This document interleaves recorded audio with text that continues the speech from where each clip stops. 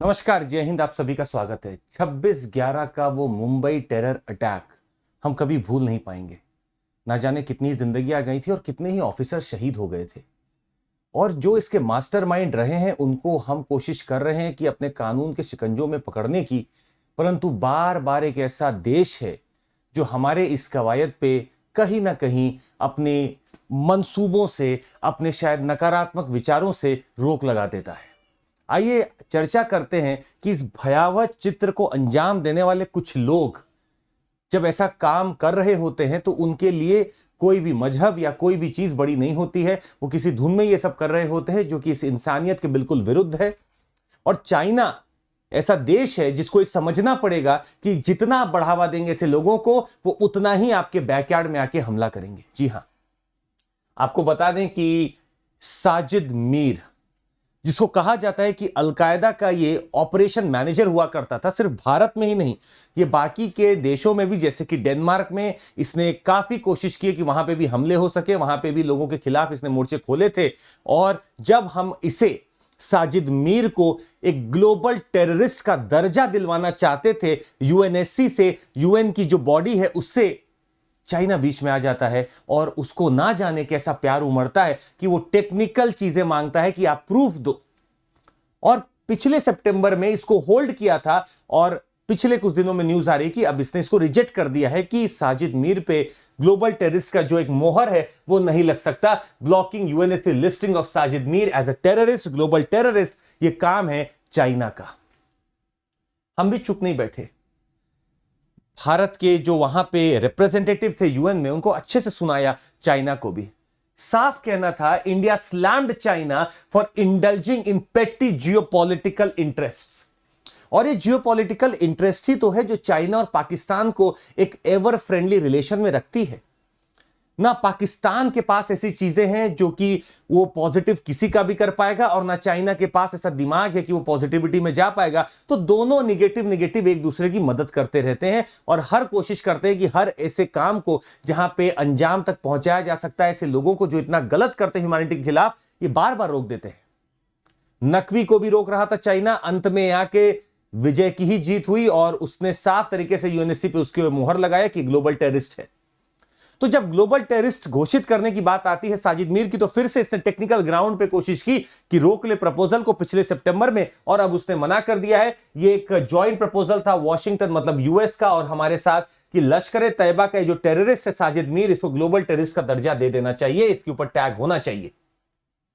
और होने के बाद क्या होता, अगर आप किसी को ग्लोबल टेररिस्ट घोषित कर दें, अब इसके ऊपर आर्म्स एम्बार्गो लगता है। जितने इसके पास आर्म्स होंगे सब पे एम्बार्गो लग जाएगा। अब ये ना परचेस कर पाएगा, ना इसको बेच पाएगा, इसको पूरा क्वांटिफाई करके रखना पड़ेगा। अब ये इंटरनेशनल ट्रेवल भी करेगा तो रेस्ट्रिक्शन के साथ करेगा, ना ही ये पैसे ट्रांसफर कर पाएगा, इसके एसेट्स फ्रीज हो जाते हैं, ट्रेवल एम्बार्गो लग जाता है, आर्म्स इसके खिलाफ वर्क करने लगते हैं। तो ये सब काम हो सकता है और हमें ये सब चाहिए था, क्योंकि ऐसे टेररिस्ट को आप कब तक आजाद छोड़े रखेंगे। India has responded so well. India ने साफ कहा, if we cannot get established terrorists who have been banned across the global landscape proscribed by the United Nations for petty geopolitical interests, then we really do not have the genuine political will.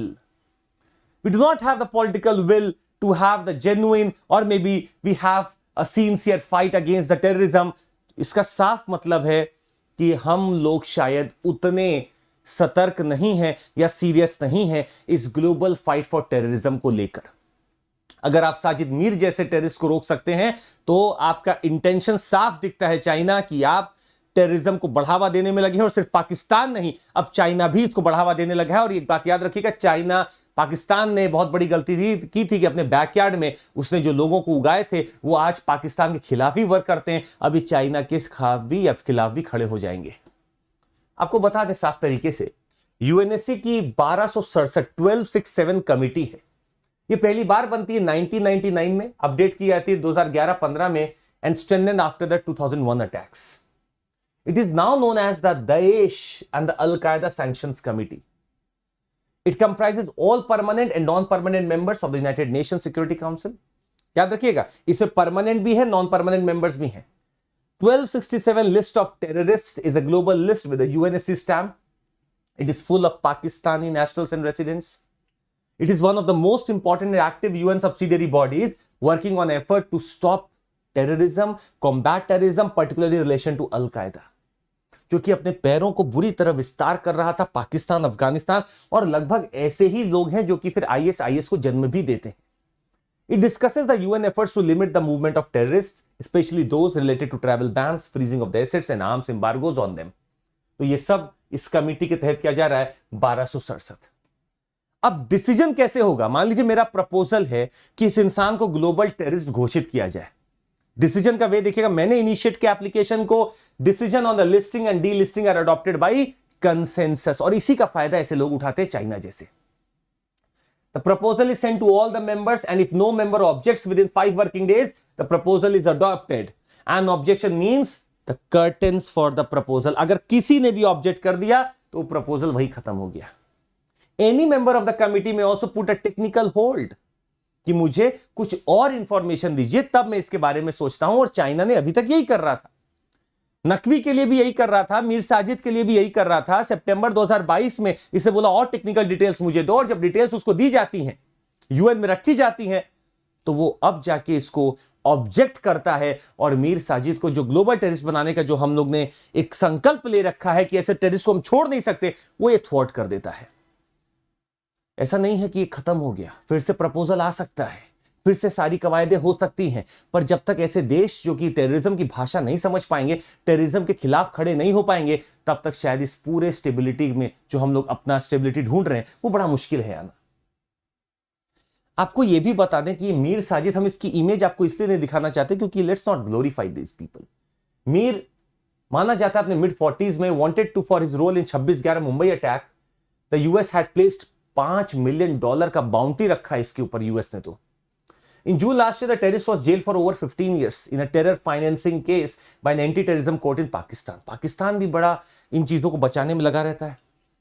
Pakistan के ऊपर जब गाज गिरने वाली थी, FATF की financial action task force, जिसके तहत मनी लॉन्ड्रिंग को देखा जाता है कि आपके देश में मनी लॉन्ड्रिंग इनिशिएटिव्स कैसे हैं, आप मनी लॉन्डर होने से बचा पा रहे हैं कि नहीं.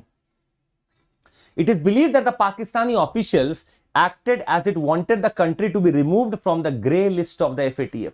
अपने आप को बस ग्रे लिस्ट से हटाने के लिए, दुनिया में बताने के लिए कि देखो मैं मीर साजिद के खिलाफ वर्क कर रहा हूं, उसको केस में मैं डाल दे रहा हूं जेल में.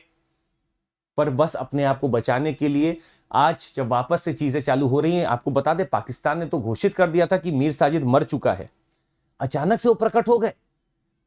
Mir is a senior member of the Pakistani-based LTTE and is wanted for his involvement in the November 2008 terrorist attacks in Mumbai.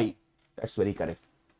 और जब तक ऐसे लोगों के खिलाफ हम लोग खड़े नहीं होंगे, शायद जो हमारा एक काउंटर टेररिज्म का मुद्दा रहा है वो बहुत लोकलाइज्ड रह जाएगा. It's not any more regional. ये ग्लोबल एफर्ट है जो होना चाहिए. भारत ने यूएन में ही comprehensive convention to ban terrorism या एंटी टेररिज्म की बात की है. ये जब तक सारे देश अडॉप्ट नहीं कर लेते तब तक कॉमन डेफिनेशन नहीं आ जाता टेररिस्ट का. इन लोगों को पावर मिलता रहेगा और हमें चाहिए कि चाइना जैसे देश को भी अब सैंक्शन करना पड़ेगा अगर वो ऐसे चीजों को रोकते हैं तो. ये समय आ चुका है. हालांकि आप देखिएगा अगले 6 महीने में फिर से साजिद मीर को कहीं ना कहीं घोषित किया जाए ग्लोबल टेररिस्ट. आप देख सकते हैं कवायद में हम पीछे नहीं हटने वाले.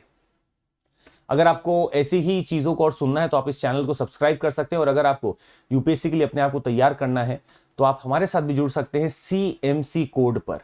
जी हाँ, आपको अगर मेंटरशिप सपोर्ट चाहिए तो आप CMC कोड पर जुड़ सकते हैं हमारे साथ. और तमाम लोग जुड़ते रहते हैं, फ़ायदा भी होता रहता है. चूंकि सक्सेस रेट इतना कम है कि आपको बहुत बड़े स्तर पे नहीं दिखता है, पर जो लोग कर रहे हैं वो जेन्युइनली समझते हैं कि कितना एफर्ट यहाँ पे दिया जाता है. CMC कोड है, आप याद रख सकते हैं और आप इस एक्सटेंशन का भाग बन सकते हैं. अभी आप सब्सक्रिप्शन लेंगे 12 महीने का, आपको 4 महीने एक्सटेंड मिल जाएगा. आप 18 महीने का लेंगे, 6 महीने का एक्सटेंशन मिल गया. आप लेंगे 24 महीने का, 2 साल का एक्सटेंशन मिलेगा. CMC कोड पर आप लाभ ले सकते हैं. और हमारा प्रॉमिस है, आप किसी भी अगर स्टेज पे फॉल्टर करते हैं, will be there for you. आपको एक्सटेंशन के साथ हम पढ़ाने की पूरी कोशिश करेंगे. और अभी हमारा मेंस एनरिचमेंट प्रोग्राम भी चल रहा है, जल्दी से एनरोल कर लीजिए. जो लोग मेंस दे रहे हैं इस बार, या आपके जानने वाले जो मेंस दे रहे हैं बोलिएगा, एनरोल कर लेंगे. हमारे बैचेस आरंभ है, लक्ष्य ऑलरेडी चालू हो चुके हैं और उनका पैसा आपको पूरा एक बार में नहीं देना होता, आप EMI बना के भी दे सकते हैं. ऑप्शनल जिनको चुनना है चुन लीजिए. Optionals are already on with us, you can go ahead with it. चलिए आज के लिए बस इतना ही. मिलते रहेंगे आपसे. जरूर लाइक, सब्सक्राइब और शेयर करिएगा इसको. Thank you so much. Take care. जय हिंद.